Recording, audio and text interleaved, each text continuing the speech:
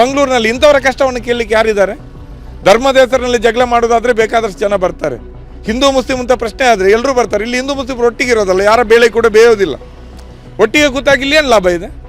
ಅದರಿಂದಾಗಿ ಇಲ್ಲಿ ಶಾಸಕರು ಬರೋದಿಲ್ಲ, ಹಕ್ಕುಪತ್ರ ಕೊಟ್ಟ ಶಾಸಕರು ಇಲ್ಲ, ಅವರ ಪಕ್ಷದವರು ಇಲ್ಲ, ಗ್ರಾಮ ಪಂಚಾಯತ್ ಅವರು ಇಲ್ಲ, ರಾಜಕೀಯ ಧುರೀಣರು ಕೂಡ ಇಲ್ಲ. ಶಾಸಕ ಭರತ್ ಶೆಟ್ಟಿ ಅವರು ಅಲ್ಲಿ ಅವರು ಅಸೆಂಬ್ಲಿಯಲ್ಲಿ ಅಮಾನತಾದರು. ಯಾಕೆ ಅಮಾನತಾದರು? ಈ ನಿವೇಶನ ರೈತರ ಪರವಾಗಿ ಮಾತಾಡಿಯಾ? ಅಲ್ವಲ್ಲ. ಮನೆ ಇಲ್ಲದವರಿಗೆ ಭೂಮಿ ಕೊಡಬೇಕು, ನಿವೇಶನ ಕೊಡಬೇಕು, ಹಕ್ಕುಪತ್ರ ಕೊಡಬೇಕು, ಯುವಜನರಿಗೆ ಉದ್ಯೋಗ ಕೊಡಬೇಕು, ಬಡವರ ಪ್ರಶ್ನೆಗಳನ್ನ ಎತ್ಕೊಂಡು ಏನಾದರೂ ಅವರು ಅಲ್ಲಿ ಗಲಾಟೆ ಮಾಡಿ ಅಮಾನತಾಗಿದ್ದಲ್ಲ. ಅವರು ಇದನ್ನು ಕೂಡ ಗಮನಿಸಲಿ, ಬರಲಿ ಇಲ್ಲಿಗೆ, ಬರಲಿ. ಈಗ ಅಮಾನತು ರದ್ದಾಗಿದೆ, ಬಂದು ಅವರು ಇಲ್ಲಿ ಏನಂತ ಸಮಸ್ಯೆಗಳನ್ನ ಕೇಳಬೇಕು. ಅವರ ಸಮಸ್ಯೆಗಳಿಗೆ ಪರಿಹಾರವನ್ನು ನಿಮ್ಮ ಕೈಯಲ್ಲಿ ಹಕ್ಕುಪತ್ರವನ್ನು ಕೊಟ್ಟು ಫೋಟೋ ಓಡಿಸ್ಕೊಂಡಿದ್ದೀರಿ. ಈಗ ಅದೇ ಹಕ್ಕುಪತ್ರದ ಸಮಸ್ಯೆ ಏನಾಗಿದೆ, ನಿವೇಶನ ಯಾವಾಗ ಕೊಡ್ತೀರಿ ಅನ್ನುವಂಥದ್ದನ್ನು ಶಾಸಕ ಭರತ್ ಶೆಟ್ಟಿ ಅವರು ಹೇಳಬೇಕು. ಇಲ್ಲಾಂದರೆ ನಮ್ಮ ಹೋರಾಟ ತೀವ್ರ ಆಗ್ತದೆ. ಬೇರೆಯವರು ಬಂದು ಬೆಂಬಲವನ್ನು ಕೊಡಲಿಕ್ಕೆ ತೀರ್ಮಾನಿಸಿದ್ದಾರೆ. ಇಡೀ ದಕ್ಷಿಣ ಕನ್ನಡ ಜಿಲ್ಲೆಯ ಜನಪರ ಸಂಘಟನೆಗಳು ಬಂದು ಈ ಟೆಂಟಲ್ಲಿ ಕೂರೋ ರೀತಿಯಲ್ಲಿ ನಾವು ಮಾಡ್ತೀವಿ. ಭರತ್ ಶೆಟ್ಟಿ ಅವರು ಇದಕ್ಕೆ ಬಹಳಷ್ಟು ಬೆಳೆತಿರುವಂಥ ಸಂದರ್ಭ ಸೃಷ್ಟಿಯಾಗೋದ್ರಿಂದ ಮುಂಚೆ ಈ ಸಮಸ್ಯೆಯನ್ನು ಬಗೆಹರಿಸಬೇಕು ಅಂತ ನಾವು ಒತ್ತಾಯಿಸ್ತೀವಿ. ಈಗ ನಾವು ನೋಡ್ತಾ ಇದ್ದೀವಿ, ಮಂಗಳೂರು ಸೇರಿಕೊಂಡು ಇದು ಈ ಮಂಗಳೂರಿನ ಗ್ರಾಮೀಣ ಭಾಗ ಕೂಡ, ನಗರ ಮಾತ್ರ ಅಲ್ಲ, ಇವತ್ತು ಭಾಳ ದೊಡ್ಡ ರೀತಿಯಲ್ಲಿ ರಿಯಲ್ ಎಸ್ಟೇಟ್ನ ಭೂಮಿ ಇದೆ. ಎಲ್ಲ ಕಡೆ ಭೂಮಿಗೆ ಚಿನ್ನದ ಬೆಲೆ ಬಂದಿದೆ. ಬೇರೆ ಬೇರೆ ಲಾಬಿಗಳು ಇವತ್ತು ಭೂಮಿಗಳನ್ನು ದೊಡ್ಡ ಪ್ರಮಾಣದಲ್ಲಿ ಖರೀದಿಸುವಂಥ ಒಂದು ಕಾಲದಲ್ಲಿ ಭೂಮಿಯ ಬೆಲೆ ಚಿನ್ನದ ಬೆಲೆ ರೀತಿಯಲ್ಲಿ ಏರ್ತಾ ಇದೆ. ಇಂತಹ ಸಂದರ್ಭದಲ್ಲಿ ಸಾಮಾನ್ಯ ಜನರು ಮನೆ ಕಟ್ಟಲಿಕ್ಕೆ ಆಗದಂಥ ಸ್ಥಿತಿ ಇದೆ. ನಾವು ಎಲ್ಲೇ ನೋಡಿದ್ರೂ ಕೂಡ ಒಂದು ಕುಟುಂಬ ಇವತ್ತು ಬೆಳೀತದೆ, ಅವರ ಮಕ್ಕಳು ದೊಡ್ಡವರಾಗ್ತಾರೆ, ಅವರಿಗೆ ಮದುವೆ ಆಗ್ತದೆ, ಅವರಿಗೆ ಮಕ್ಕಳಾಗ್ತದೆ. ಆದರೆ ಅವರ ಕುಟುಂಬ ವಿಭಜನೆ ಆಗಬೇಕು, ಹೊಸ ಮನೆ ಕಟ್ಟಬೇಕು ಅಂತಾದರೆ ಅಸಾಧ್ಯ ಅನ್ನುವಂಥ ಸ್ಥಿತಿಯಲ್ಲಿದ್ದಾರೆ. ಅದರಿಂದಾಗಿ ಸಣ್ಣ ಮನೆಯಲ್ಲಿ ದೊಡ್ಡ ಕುಟುಂಬಗಳು ಒಟ್ಟಾಗಿ ಬದುಕುವ ಒಂದು ಅಸಹನೀಯ ಪರಿಸ್ಥಿತಿ ಒಂದು ಕಡೆ, ಮತ್ತು ಬಾಡಿಗೆ ಮನೆಯವರ ಸಂಕಷ್ಟ ಕೇಳೋದು ಬೇಡ. ಬೇರೆ ಬೇರೆ ಫ್ಯಾಕ್ಟ್ರಿಗಳು, ಇನ್ನೊಂದು ಮತ್ತೊಂದು ಶಿಕ್ಷಣ ಸಂಸ್ಥೆಗಳು, PGಗಳ ಈ ಹಾವಳಿಯಲ್ಲಿ ಮನೆ ಬಾಡಿಗೆ ದರ ಗಗನಕ್ಕೇರಿದೆ. ಅದರಿಂದಾಗಿ ಈ ಬೀಡಿ ಕಟ್ಟಿ ಬದುಕುವವರಿರ್ಬೋದು, ಆಟೋ ಓಡಿಸುವವರಿರ್ಬೋದು, ಕಟ್ಟಡ ಕಾರ್ಮಿಕರಿರ್ಬೋದು, ಕೂಲಿಕಾರರಿರ್ಬೋದು, ಈ ರೀತಿ ಸಾಮಾನ್ಯ ಒಂದು 8 ರಿಂದ 10-15 ಸಾವಿರ ರೂಪಾಯಿ ತಿಂಗಳ ವೇತನದಲ್ಲಿ ಬದುಕುವಂಥ ಕುಟುಂಬ ಮನೆ ಬಾಡಿಗೆ ಕಟ್ಟಲಿಕ್ಕೆ ಎಲ್ಲಿ ಸಾಧ್ಯ? 5,000, 8,000, 10,000 ರೂಪಾಯಿ ಕಡಿಮೆಗೆ ಮನೆಯೇ ಸಿಗೋದಿಲ್ಲ. ಒಂದು ಸಣ್ಣ ಸಿಂಗಲ್ ಬೆಡ್ರೂಮಿನ ಮನೆಗೂ ಕೂಡ ಗ್ರಾಮೀಣ ಭಾಗದಲ್ಲಿಯೂ ಕೂಡ 5,000 ರಿಂದ 8,000 ರೂಪಾಯಿ ಇದೆ. ಈ ಮನೆ ಬಾಡಿಗೆ ಕಟ್ಟೋದಾ, ಕುಟುಂಬ ಸಾಕೋದಾ, ಖಾಸಗಿ ಶಾಲೆಗಳ ಫೀಸ್ ಕಟ್ಟೋದಾ, ಆಸ್ಪತ್ರೆಗಳ ಬಿಲ್ಲು ಭರಿಸೋದಾ ಅಂತ ಗೊತ್ತಾಗದೆ ಕಂಗಾಲಾಗಿರುವ ಸ್ಥಿತಿಯಲ್ಲಿ ಅವರುಗಳಿದ್ದಾರೆ. ಅಂಥ ಕುಟುಂಬಗಳು ಇವತ್ತು ಈ ರೀತಿ ಪಂಚಾಯತಿಗಳಿಗೆ ನೂರಾರು ಸಂಖ್ಯೆಯಲ್ಲಿ ಅರ್ಜಿ ಸಲ್ಲಿಸಿದ್ದಾರೆ. ಅವರಿಗೆ ಒಂದು ಮನೆ ನಿವೇಶನ ಸಿಗೋದು ಅವರ ಕನಸು. ಒಂದು ಸಣ್ಣ ಅಂಗೈಯಗಲದ ಜಮೀನು ಸಿಕ್ಕಿದ್ರೂ ಕೂಡ ಅಲ್ಲೊಂದು ಗೂಡಿನಂಥ ಮನೆ ಕಟ್ಟಿ ಆದರೂ ಕೂಡ ಅಲ್ಲಿ ಹೊಟ್ಟೆ ಹಸಿದಿದ್ರೆ ಅಲ್ಲಿಗೆ ತಣ್ಣೀರು ಬಟ್ಟೆ ಕಟ್ಟಿ ಆದರೂ ಬದುಕಬಹುದು ಅನ್ನುವಂಥದ್ದು ಅವರ ಆಸೆ. ಅಂಥ ಆಸೆಯಲ್ಲಿ ಇವರು ಅರ್ಜಿ ಸಲ್ಲಿಸಿದ್ದಾರೆ ದಶಕಗಳಿಂದ. 97 ಜನರಿಗೆ ಲಾಸ್ಟ್ ಈ ಪಾರ್ಲಿಮೆಂಟ್ ಇಲೆಕ್ಷನ್ 6 ವರ್ಷಗಳ ಹಿಂದೆ ಪಾರ್ಲಿಮೆಂಟ್ ಇಲೆಕ್ಷನ್ ಬರ್ತದೆ ಅನ್ನುವಾಗ ಶಾಸಕರು ಹಕ್ಕುಪತ್ರ ಕೊಟ್ಟರು, ನಿವೇಶನ ತೋರಿಸಿದ್ರು. ಅವರು ಪಾಪ ಇನ್ನೇನು ನಮ್ಮ ಮನೆಯ ಕನಸು ನನಸಾಯಿತು, ಇನ್ನೇನು ರಾಜೀವ್ ಗಾಂಧಿ ವಸತಿ ಯೋಜನೆಯಿಂದ ಆರಂಭದ ಕಂತು ಪಾಸಾಗ್ತದೆ ಅಂತ ಕೂತ್ರೆ ಈಗ 6 ವರ್ಷದಿಂದ ಏನೂ ಮಾಡಲಿಲ್ಲ. ಎಲ್ಲಿಗೆ ಹೋಗಬೇಕು ಜನ? ಪಂಚಾಯತ್ಗೆ ಎಷ್ಟು ಸಲ ಹೋದರು, ಶಾಸಕರ ಹತ್ರ ಎಷ್ಟು ಸಲ ಹೋದರು, ಇಲ್ಲಿರುವಂಥ ರಾಜಕೀಯ ಪಕ್ಷಗಳ ಪುಡಾರಿಗಳ ಹತ್ರ ಎಷ್ಟು ಹೋದರು, ಯಾರು ಏನೂ ಮಾಡಲಿಲ್ಲ. ಯಾರ ಹತ್ರ ದೂರ ಹೇಳಬೇಕು? ನಮ್ಮ ದಕ್ಷಿಣ ಜಿಲ್ಲೆಯಲ್ಲಿ ಮಂಗಳೂರಿನಲ್ಲಿ ಇಂಥವರ ಕಷ್ಟವನ್ನು ಕೇಳಲಿಕ್ಕೆ ಯಾರಿದ್ದಾರೆ? ಧರ್ಮದ ಹೆಸರಿನಲ್ಲಿ ಜಗಳ ಮಾಡೋದಾದರೆ ಬೇಕಾದಷ್ಟು ಜನ ಬರ್ತಾರೆ. ಹಿಂದೂ ಮುಸ್ಲಿಂ ಅಂತ ಪ್ರಶ್ನೆ ಆದರೆ ಎಲ್ಲರೂ ಬರ್ತಾರೆ. ಇಲ್ಲಿ ಹಿಂದೂ ಮುಸ್ಲಿಮರು ಒಟ್ಟಿಗೆ ಇರೋದಲ್ಲ, ಯಾರ ಬೇಳೆ ಕೂಡ ಬೇಯೋದಿಲ್ಲ. ಒಟ್ಟಿಗೆ ಕೂತಾಗಿ ಇಲ್ಲಿ ಏನು ಲಾಭ ಇದೆ? ಅದರಿಂದಾಗಿ ಇಲ್ಲಿ ಶಾಸಕರು ಬರೋದಿಲ್ಲ, ಹಕ್ಕುಪತ್ರ ಕೊಟ್ಟ ಶಾಸಕರು ಇಲ್ಲ, ಅವರ ಪಕ್ಷದವರು ಇಲ್ಲ, ಗ್ರಾಮ ಪಂಚಾಯತ್ ಅವರು ಇಲ್ಲ, ರಾಜಕೀಯ ಧುರೀಣರು ಕೂಡ ಇಲ್ಲ. ಇಲ್ಲಿ ನಮ್ಮಲ್ಲಿ ಕಂಬಳ ನಡೆಸೋದಾದರೆ ಕೋಟ್ಯಾಂತರ ರೂಪಾಯಿ ಖರ್ಚು ಮಾಡ್ತಾರೆ, ಎಲ್ಲರೂ ಸೇರ್ತಾರೆ, ಇಷ್ಟೆಲ್ಲ ಫ್ಲೆಕ್ಸ್ ಹಾಕ್ತಾರೆ. ಈ ಬಡವರ ಪ್ರಶ್ನೆ ಬಂದಾಗ ಇಲ್ಲ. ಫ್ಲಡ್ ಲೈಟ್ ಮ್ಯಾಚ್ ಮಾಡ್ತೀರಾ, ನಿಮಗೆ ಡೊನೇಷನ್ ಕೊಡುವವರಿದ್ದಾರೆ, ನಿಮಗೆ ಇನ್ನೊಂದು ಮಾಡ್ತೀರಾ, ಮತ್ತೊಂದು ಮಾಡ್ತೀರಾ, ಎಲ್ಲ ಸಹಾಯ ಮಾಡುವವರಿದ್ದಾರೆ. ಬಡವರ ಕಷ್ಟ ಕೇಳಲಿಕ್ಕೆ ದಕ್ಷಿಣ ಕನ್ನಡ ಜಿಲ್ಲೆಯಲ್ಲಿ ಯಾರೂ ಇಲ್ಲ ಅನ್ನೋಂಥ ಸ್ಥಿತಿ ಇದೆ. ಅದರಿಂದಾಗಿ ಇವರು ಬೇರೆ ಬೇರೆ ರೀತಿಯಾದಂಥ ಪ್ರಯತ್ನಗಳು ಮಾಡಿ ಕೊನೆಗೆ ನಮ್ಮ ಇಲ್ಲಿಯ ಸ್ಥಳೀಯ ಮುಖಂಡರುಗಳ ಒಂದು ಮಾರ್ಗದರ್ಶನದಲ್ಲಿ ಈಗೊಂದು ಹೋರಾಟ ಸಮಿತಿ ಮಾಡಿ ಕಳೆದ 6 ತಿಂಗಳಿಂದ ಹೋರಾಟ ಮಾಡ್ತಾ ಇದ್ದಾರೆ. ನಾನು ಕೂಡ ಅವರ 2-3 ಹೋರಾಟದಲ್ಲಿ ಭಾಗಿಯಾಗಿದ್ದೀನಿ. ಅಲ್ಲಿ ಬಂದು ಎಷ್ಟೆಲ್ಲ ಭರವಸೆ ಕೊಟ್ಟರು. ಏನಿಲ್ಲ, ಜಮೀನಿದೆ, ಕೈಯಲ್ಲಿ ಹಕ್ಕುಪತ್ರ ಇದೆ. ಆ ಜಮೀನನ್ನು ಇವರ ಸ್ವಾಧೀನಕ್ಕೆ ಕೊಡಲಿಕ್ಕೆ ಏನು ಸಮಸ್ಯೆ? ಮಂಗಳೂರಿನಲ್ಲಿ ಎಷ್ಟು ದೊಡ್ಡ ವಸತಿ ಸಂಕೀರ್ಣ ಆಗ್ತದೆ, 50 ಮಾಡಿ, 40 ಮಾಡಿ, 30 ಮಾಡಿ, ಎಂತೆಂಥ ಆಫರ್ಗಳು. ಎಲ್ಲರೂ ಅಲ್ಲೇ ಇದ್ದಾರೆ. ನಮ್ಮ ರಾಜಕಾರಣಿಗಳು, ಸಚಿವರುಗಳು ಅವರ ಹತ್ರ ಇದ್ದಾರೆ. ಅವರಿಗೆ ದೊಡ್ಡ ಸರ್ಕಾರದ ಪ್ರಶಸ್ತಿಗಳು ಕೂಡ ದೊಡ್ಡ ಬಿಲ್ಡರ್ಗಳಿಗೆ ಸಿಗ್ತದೆ. ಯಾರಿಗೆ ಮನೆ ಕಟ್ಟಿಕೊಡ್ತಾರೆ ಅವರು? ಬಡವರಿಗೆ. ದುಬೈಯಲ್ಲೊಂದು ಫ್ಲ್ಯಾಟು, ಮುಂಬೈನಲ್ಲೊಂದು ಫ್ಲ್ಯಾಟು, ಬೆಂಗಳೂರಿನಲ್ಲೊಂದು ಫ್ಲ್ಯಾಟು, ಮಂಗಳೂರಿನಲ್ಲಿ 4 ಫ್ಲ್ಯಾಟ್ ಇರೋನು ಮತ್ತೊಂದು ಫ್ಲ್ಯಾಟ್ ತಗೊಳ್ಳೋದು. ಒಂದೇ ಮನೆಯಲ್ಲಿ 4-5 ಕುಟುಂಬಗಳು ವಾಸಿಸುವಂಥ ಗೂಡಿನಂಥ ಮನೆಯಲ್ಲಿ ವಾಸಿಸುವವರಿಗಿಲ್ಲ. ಆ ಕುರಿತು ಕಾಳಜಿ ಇಲ್ಲ. ಎಲ್ಲರೂ ಬಿಲ್ಡರ್ಗಳ, ರಿಯಲ್ ಎಸ್ಟೇಟ್ ಲಾಬಿಗಳ ಜೊತೆಯಲ್ಲಿದ್ದಾರೆ. ಅದಕ್ಕಾಗಿ ಇವತ್ತು ಅನಿವಾರ್ಯವಾಗಿ ಹಗಲು ರಾತ್ರಿ ಧರಣಿ ಕೂರುವಂಥ ಸ್ಥಿತಿ ಬಂದಿದೆ. ಈಗ 24 ಗಂಟೆ ದಾಟಿದೆ. ಬಂದು ತಾಲೂಕು ಪಂಚಾಯತಿನ ಇಒ ತಹಸೀಲ್ದಾರ್ ಬಂದು ಕೈ ಮುಗಿತಾರೆ, ಎದ್ದೇಳಿ ನಾವೇನಾದರೂ ಮಾಡ್ತೀವಿ. ಏನು ಮಾಡ್ತೀರಿ ನೀವು, ಯಾವಾಗ ಮಾಡ್ತೀರಿ, ಉತ್ತರ ಇಲ್ಲ. ಅದಕ್ಕಾಗಿ ಇಂಥ ಒಂದು ಮಹಾಮಳೆಯಲ್ಲಿಯೂ ಕೂಡ ಪಾಪ ಈ ಬಡಪ ಹೆಣ್ಣು ಮಕ್ಕಳು ತಮ್ಮ ದುಡಿಮೆ ಬೀಡಿ ಕಟ್ಟುವುದನ್ನು ಇನ್ನೇನೋ ಸ್ವೀಪಿಂಗ್ ಕೆಲಸಕ್ಕೆ ಹೋಗೋದನ್ನು ಬಿಟ್ಟು ಇಲ್ಲಿ ಬಂದು ಕೂತಿದ್ದಾರೆ. ಇಲ್ಲಾಂದರೆ ಯಾರು ಕೂರ್ತಾರೆ? ಅನಗತ್ಯವಾಗಿ ಯಾರು ಈ ರೀತಿ ಹಗಲು ರಾತ್ರಿ ಬಂದು ಈ ರೀತಿ ಬೀದಿ ಬದಿಯಲ್ಲಿ ಕೂರ್ತಾರೆ? ಇದು ಅರ್ಥ ಆಗಬೇಕು ನಮ್ಮ ಜಿಲ್ಲೆಯ ರಾಜಕಾರಣಕ್ಕೆ. ನನಗೊಂದು ಖುಷಿ ಏನಂದರೆ ನಮ್ಮ ಗ್ರಾಮದ ಕುಪ್ಪೆಪದವಿನ ಯುವಕರು ಈ ಹೋರಾಟವನ್ನು ಬೆಂಬಲಿಸ್ತಾ ಇದ್ದಾರೆ, ಅದು ಸ್ವಲ್ಪ ಸಮಾಧಾನ. ಆದರೆ ರಾಜಕಾರಣಿಗಳ ಸುಳಿವಿಲ್ಲ. ದೊಡ್ಡ ದೊಡ್ಡ ಮುಖ್ಯಮಂತ್ರಿಗಳು ಬರುವಾಗ, ಕೇಂದ್ರ ಮಂತ್ರಿಗಳು ಬರುವಾಗ, ಸಚಿವರು ಬರುವಾಗ ಫ್ಲೆಕ್ಸ್ ಹಾಕುವವರು ಯಾರು ಇಲ್ಲಿ ಕಾಣುತ್ತಾ ಇಲ್ಲ. ಆದರೆ ನಾವು ಈ ಪ್ರಶ್ನೆಯಲ್ಲಿ ನಾವು ಈ ಹೋರಾಟವನ್ನು CPM ಪಕ್ಷ ಬೆಂಬಲಿಸಲಿಕ್ಕೆ ದೃಢವಾದ ನಿರ್ಧಾರವನ್ನು ತಗೊಂಡಿದ್ದೀವಿ. ಈ ಪ್ರಶ್ನೆ ಇತ್ಯರ್ಥ ಆಗುವವರೆಗೂ ಕೂಡ ಧರಣಿ ನಿಲ್ತದೆ. ಬಾಯಿ ಮಾತಿನ ಭರವಸೆಗೆ ನಾವು ಬೆಂಡಾಗುವಂಥ ಪ್ರಶ್ನೆ ಇಲ್ಲ. ನಮಗೇನಿದ್ರು ಲಿಖಿತವಾಗಿ ಕೊಡಿ. ಯಾವಾಗ ನಮಗೆ ಜಮೀನನ್ನು ಸಮತಟ್ಟುಗೊಳಿಸಿಯೋ ಅಥವಾ ಅದರಲ್ಲಿರುವಂಥ ಇನ್ನೊಂದು ಸಮಸ್ಯೆಗಳನ್ನು ಬಗೆಹರಿಸಿ ನಮಗೆ ಹಸ್ತಾಂತರ ಮಾಡ್ತೀರಿ ಅನ್ನುವಂಥದ್ದನ್ನು ತಾಲೂಕು ಆಡಳಿತ, ಜಿಲ್ಲಾಡಳಿತ ನಮಗೆ ಬರವಣಿಗೆಯಲ್ಲಿ ಕೊಡಬೇಕು.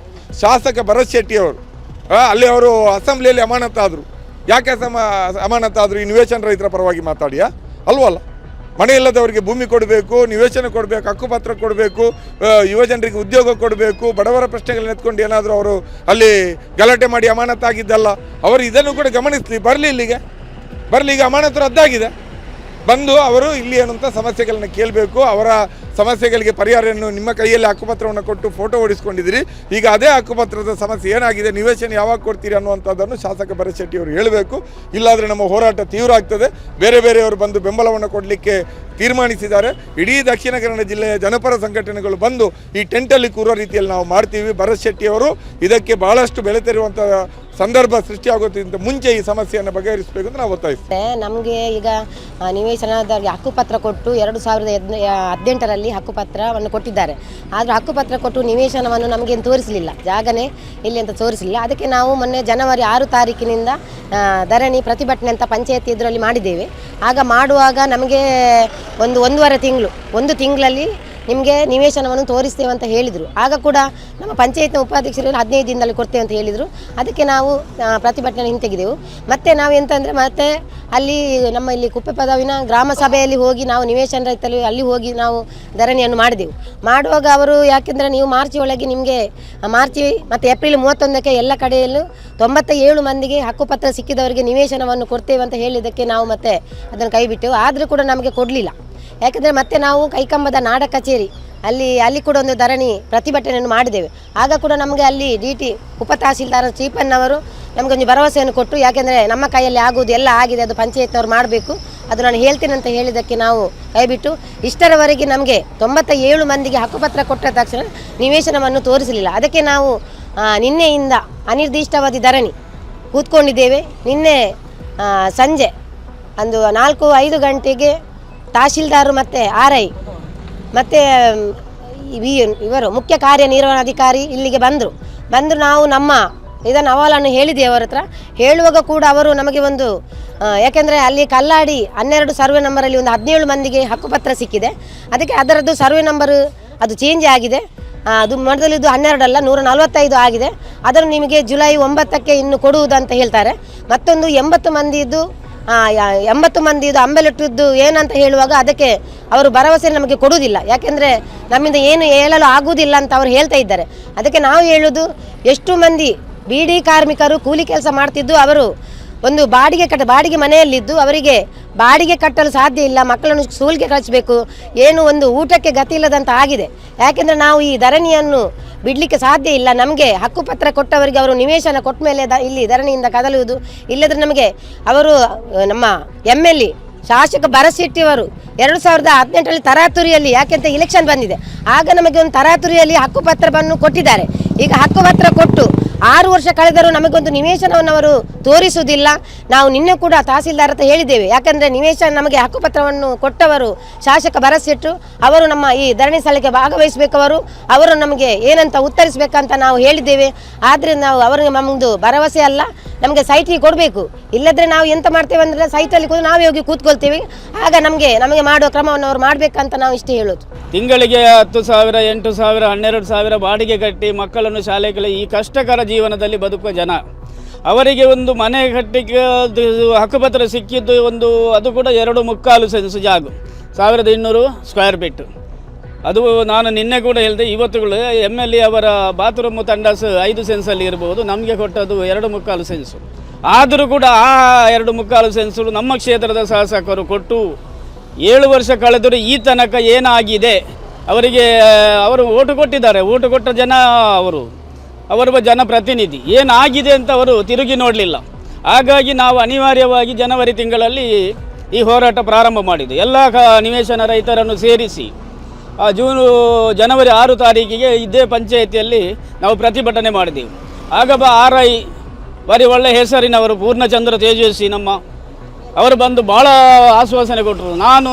ನಾನು ಫೆಬ್ರವರಿಯ ಕೊನೆಯ ಒಳಗೆ ನಿಮಗೆ ನಿವೇಶನ ನಾವು ಕೊಟ್ಟೇ ತೀರ್ತೇವೆ, ನೀವು ಏನು ಹೆದರಬೇಡಿ, ನಾನು ಇದ್ದರೆ ಕೊಡ್ತೇನೆ ಅಂತ ಭಾಳ ಭರವಸೆ ಕೊಟ್ಟರು. ಆವಾಗ ನಮ್ಮ ಪಂಚಾಯತಿನ ಉಪಾಧ್ಯಕ್ಷರು ಹೇಳಿದರು, ಫೆಬ್ರವರಿ ಬೇಡಪ್ಪ, 15 ದಿವಸದಲ್ಲಿ ಕಲ್ಲಡಿದ್ದೊಂದು ಕೊಡ್ತೇವೆ ಮತ್ತು ಫೆಬ್ರವರಿಗೆ ಅಂಬೇಲೆಟ್ಟೊಂದು ಕೊಡ್ತೇವೆ, ಭಾಳ ಬೊಬ್ಬೆ ಹೊಡೆದರು. ಆಯಿತು, ಅದು ಮುಗಿಯಿತು. ಫೆಬ್ರವರಿಯಲ್ಲಿ ಬರಲಿಲ್ಲ. ಫೆಬ್ರವರಿ 12 ತಾರೀಕಿಗೆ ಕುಪ್ಪೆಬದ ಇದು ಗ್ರಾಮ ಪಂಚಾಯತಿನ ಗ್ರಾಮ ಸಭೆ ನಡೆಯಿತು. ಆವಾಗ ಕೂಡ ನಾವು ಅಲ್ಲಿ ಚರ್ಚೆ ಮಾಡಿ ತುಂಬ ಗದ್ದಲ ಆಯಿತು. ಆವಾಗ ಕೂಡ RI ಅದೇ ಪೂರ್ಣಚಂದ್ರ ತೇಜಸ್ವಿ ಬಂದು ಭಾಳ ಪ್ರಾಮಾಣಿಕವಾಗಿ ನಾವು ಮಾಡ್ತೇವೆ, ಮಾರ್ಚ್ ಕೊನೆಯೊಳಗೆ ಕಲ್ಲಡಿದ್ದಾಗ್ತದೆ, ಏಪ್ರಿಲ್ ಕೊನೆಯ ಒಳಗೆ ಅಂಬೇಲೆಟ್ಟುವುದು ನಾವು ನಿಮಗೆ ಫೈನಲ್ ಮಾಡಿ ಕೊಡ್ತೇವೆ, ನಿವೇಶನ ಕೊಡ್ತೇವೆ ಅಂತ ಭಾಳ ಭರವಸೆ ಕೊಟ್ಟು ಅದು ಆಗಲಿಲ್ಲ. ಕಡೆಗೆ ಏಪ್ರಿಲ್ 15 ತಾರೀಕು ಕೈಕಂಬ ನಾಡ ಕಚೇರಿ ಉಪತಹಸೀಲ್ದಾರ್ ಅಲ್ಲಿ ಪ್ರತಿಭಟನೆ ಮಾಡಿ ಅವರಿಗೆ ಮನವಿ ಕೊಟ್ಟು ಆಯಿತು. ಈ 6 ತಿಂಗಳಲ್ಲಿ ಇಷ್ಟೆಲ್ಲ ಮುಂಚೆ ಮಾಡಿದ್ದು ಬೇರೆ, ಈ 6 ತಿಂಗಳಲ್ಲಿ ಇಷ್ಟೆಲ್ಲ ಹೋರಾಟ ಮಾಡಿದರು.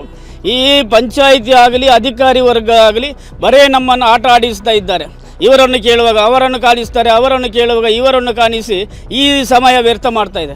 ಅದಕ್ಕೆ ನಾವು ಕಡೆಗಳಿಗೆ ಈ ತೀರ್ಮಾನ ಮಾಡಿದ್ದು. ಯಾಕೆಂದರೆ ಈ ಒಂದು ಹೋರಾಟ ಅವರ ಮನೆ ನಿವೇಶನ ತೋರಿಸಬೇಕು, ನಾವು ಈ ಸ್ಥಳದಿಂದ ಹೇಳಬೇಕು, ಇಲ್ಲಾಂದರೆ ಹೇಳುವುದಿಲ್ಲ, ಏನೇ ಆಗಲಿ ನೋಡುವ ಅಂತ. ನಿನ್ನೆ ಕೂಡ ತಹಸೀಲ್ದಾರ್ ಬೇರೆ ಬೇರೆ ಅಧಿಕಾರಿಗಳು ಎಲ್ಲ ಬಂದರು. ಆವಾಗ ನಾವು ಅವರ ಹತ್ರ ಕೂಡ ಹೇಳಿದ್ದೇವೆ, 2 ತಿಂಗಳ 3 ತಿಂಗಳ ನೀವು ಟೈಮ್ ಕೊಡಿ, ಒಂದು ಒಂದು ಪತ್ರ ಕೊಡಿ ನಮಗೆ, ಅಷ್ಟರೊಳಗೆ ಅಲ್ಲ ಒಂದು 6 ತಿಂಗಳು ಬೇಕಾದ್ರಿ, ಇವತ್ತಿಂದ ನಾಳೆನೇ ಕೊಡಿ ಅಂತ ನಾವು ಕೇಳಿಲ್ಲ. 6 ತಿಂಗಳ ಒಳಗೆ ಆದರೂ ನಾವು ನಿಮಗೆ ಅದನ್ನು ಕೊಡ್ತೇವೆ ಅಂತ ಒಂದು ಭರವಸೆಯ ಒಂದು ಪತ್ರ ಕೊಡಿ ನೀವು, ನಾವು ಹೇಳ್ತೇವೆ, ಅಷ್ಟರ ತನಕ ನಾವು ಕಾಯ್ತೇವೆ ಅಂತ. ಅದು ಇಲ್ಲ, ಅದು ಕೊಡಲಿಕ್ಕಿಲ್ಲ. ಅದು ನಾವು ಪ್ರಯತ್ನ ಮಾಡ್ತೇವೆ, ಅಂಬೇಲೆಟ್ಟುವುದು ನಾವು ಪ್ರಯತ್ನ ಮಾಡ್ತೇವೆ. 7 ವರ್ಷದಿಂದ ಪ್ರಯತ್ನವೇ ಆಗ್ತಾ ಇದೆ, ಅದನ್ನು ನಾವು ಒಪ್ಪಲಿಕ್ಕೆ ಸಾಧ್ಯ ಇಲ್ಲ. ಆದ್ದರಿಂದ ಈ ಹೋರಾಟ ಕಂಟಿನ್ಯೂ ನಡೀತದೆ. 2ಕ್ಕೆ 1 ಆಗಬೇಕು, ಒಂದು ಮನೆ ನಿವೇಶನ ತೋರಿಸಬೇಕು ಅವರು, ಇಲ್ಲಾಂದರೆ ಸ್ಪಷ್ಟ ಬಂದು ಕಡೆಗಳಿಗೆ ನಾವು ಇನ್ನೂ ಒಂದು ಮಾಡಬೇಕಾಗ್ತದೆ, ಅನಿವಾರ್ಯ. ನಾವು ತೀರ್ಮಾನ ಮಾಡಲಿಲ್ಲ. ನನ್ನ ಅಭಿಪ್ರಾಯ ಪ್ರಕಾರ 97 ಮಂದಿಯ ಹಕ್ಕುಪತ್ರವನ್ನು ಶಾಸಕರಿಗೆ MLA ಭರತ್ಶೆಟ್ಟಿ ಅವರಿಗೆ ಅವರು ಅವತ್ತು ಕೊಟ್ಟಿದ್ದಾರೆ. ನಾವು ವಾಪಸ್ ಕೊಂಡೋಗಿ ಅವರಿಗೆ ಕೊಡುವಂಥ ಒಂದು ಆಂದೋಲನ ಕಾರ್ಯಕ್ರಮ ನಾಡು ಮಾಡಬೇಕಾಗಿದೆ. ಯಾಕೆಂದರೆ ನಿವೇಶನ ಇಲ್ಲದ ಹಕ್ಕುಪತ್ರ ನಮಗೆ ಅಗತ್ಯ ಇಲ್ಲ.